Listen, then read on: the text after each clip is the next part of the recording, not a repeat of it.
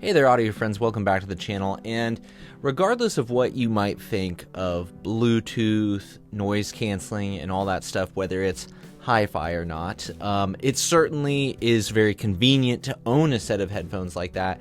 And I could see a lot of people wanting headphones in that category just to use all the time for their one and only. Now, those people might not be audiophiles like us, but maybe they are, and they deserve to have, a decent headphone experience as well, just like the rest of us. So today we're going to be looking at the Sennheiser Momentum 4 wireless headphones. I wanted to try these mainly because I was mostly interested in the new Focals, the Bathis.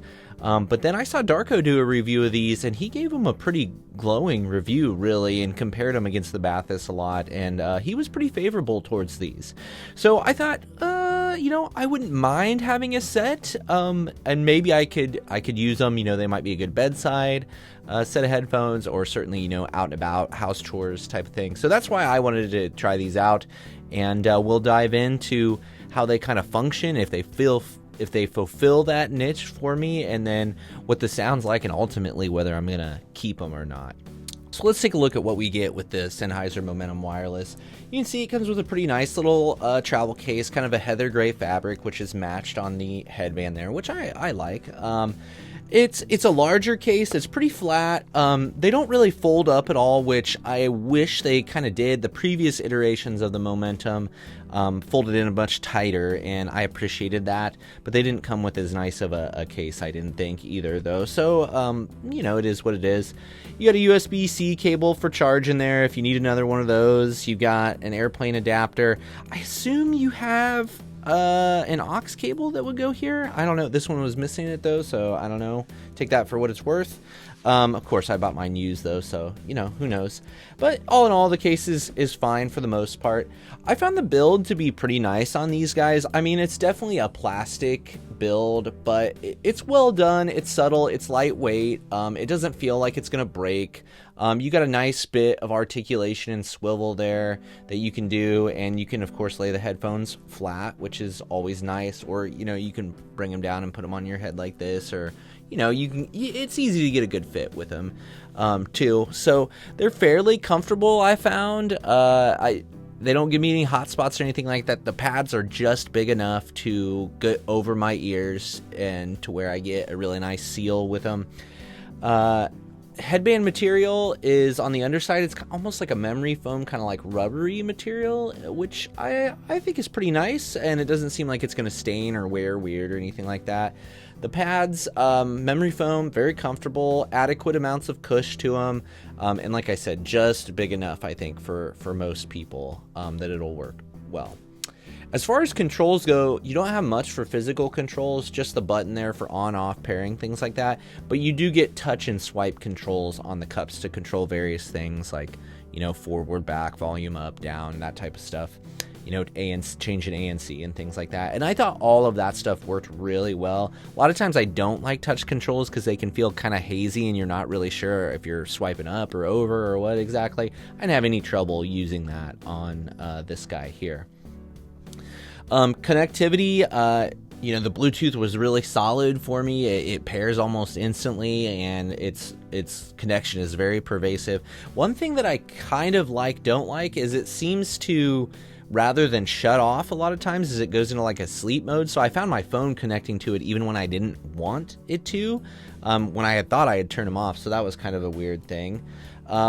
One little feature that I do really like that these had built into them was they pause if you go like this, which I find really useful because I don't usually use transparency mode. I just keep the ANC on all the time. And so, to be able to just quickly pop this open and have a listen for, whatever somebody's saying to you, and then I can go right back in and get into my zone, I thought that was pretty nice.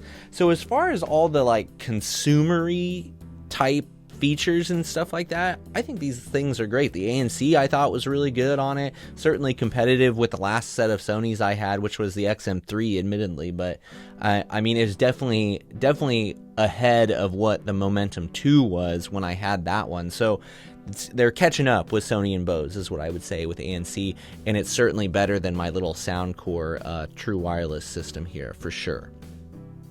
So one of the things I wanted to show you here before I disconnect this, so it stops screwing up my B-roll here for the video, is I want to show you the app here.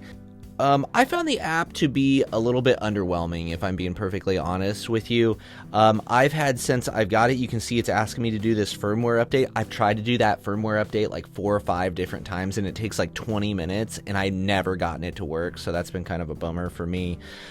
You can see it's got a few things that you can mess around with in here. You've got an EQ, but it's only a 3-band EQ, so there's not a whole lot of control there. You can see what my preferred settings were on this guy. You got a podcast setting, a bass boost setting. I can't imagine anybody needing more bass on this, but you know, to each their own. You've got you know, you can adapt noise canceling and things like that. You can get in and you can play around with pretty typical stuff in here. So it's okay. I wouldn't say it's anything fantastic, and the firmware thing was a bummer for me. Okay, so one thing that I've been wanting to test on this, which I haven't had a chance to yet, is just the audio quality from the microphone. So what you're hearing right now is coming out of the Sennheiser Momentum 4s. I'm hoping that it sounds at least reasonably decent so that it could be used for phone calls in a pinch and things like that. I'm usually not too impressed with microphones on the built-in microphones on devices like this, but who knows? Maybe this one sounds better than most, hopefully. So let's get into sound now. So if you're an audiophile, there's a couple of qualities that I think you'll like about these and appreciate, but I don't know if they're going to deliver the whole package or enough EQ options in the app to get it where you want it to be. I find the tuning of these to be a very consumer type tuning, which means lots of bass, sparkly highs. You saw my EQ profile where I had to raise the mids and I had to lower the bass way down, and I had to lower treble down a few dB as well. So the timbre of it, I couldn't ever quite get where I wanted it to be. I could get, relatively close as far as frequency response that I liked, but I never could get it like exactly where I wanted, which is sad because I feel like if they even had a 5-band EQ, I probably could have gotten pretty darn close.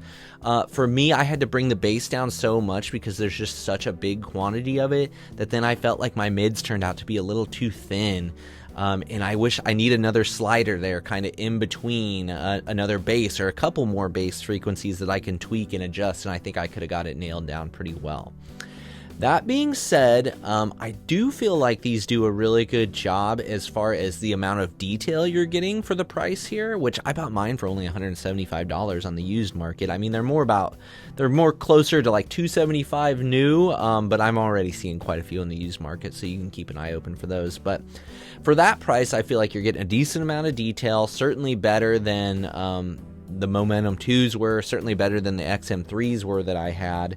So I think you're doing pretty well as far as detail goes, and what really impressed me with these was the amount of separation between the different sounds and frequencies in here, because I thought it did a really excellent job. And so when there were things like 3 or 4 vocalists on tracks, I felt like I could really easily pick out all their voices and things like that.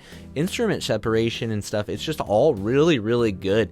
Not what I was expecting for, a $200 Bluetooth consumer headphone. But again, like I said, I don't know, the frequency response doesn't quite agree with me. So I could see if you're just here because you're looking for a decent set of headphones, you're not a huge audiophile, you're not that picky about getting the tonality and stuff of your music just perfect, and you just want a decent sounding, easy to use, go everywhere, do it all headphone, then I think this should be in your running, right? With Sony's or Bose's or any of those other things.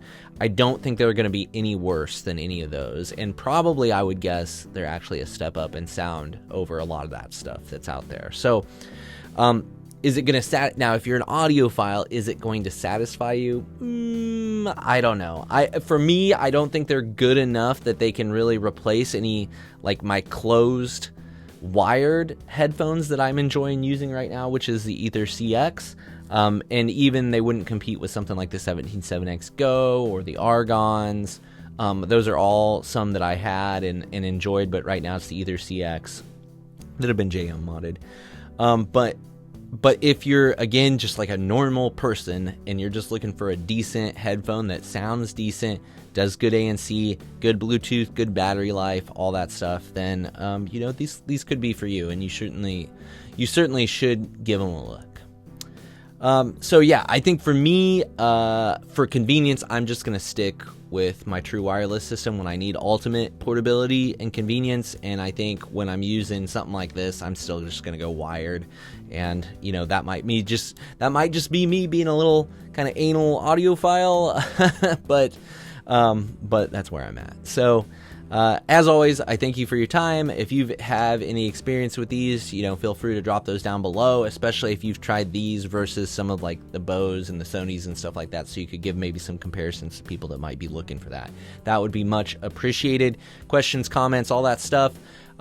Please don't forget to like and subscribe if you found this useful, and if you're looking for more, you know, audiophile related headphone and other equipment videos in the future, I would very much appreciate that. And if you wanna say thanks, you know, there's a little button down there where you can donate a couple of bucks to the channel if you want. Certainly don't feel obligated. There's also, I started a community page here on YouTube, and you can get in that for as low as $1 a month. And any of that help would be very much appreciated and would help keep funding videos like this, where I buy things myself and try them, so we don't have any sponsors or any conflicts like that going on, which is my favorite way to do it, really. So I think that's it. As always, I appreciate your time, and I hope to see you in the next one.